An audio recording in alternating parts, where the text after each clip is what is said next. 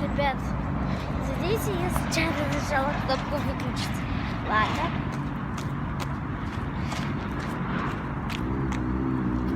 Нам еще долго идти. Смотрите, Слава Юле одуванчик подарил. А я однажды сорвала одуванчик, где была шмель. Я понюхала, что шмель в нос залетел. Что ты мягкое? Не надо, брось. Фу!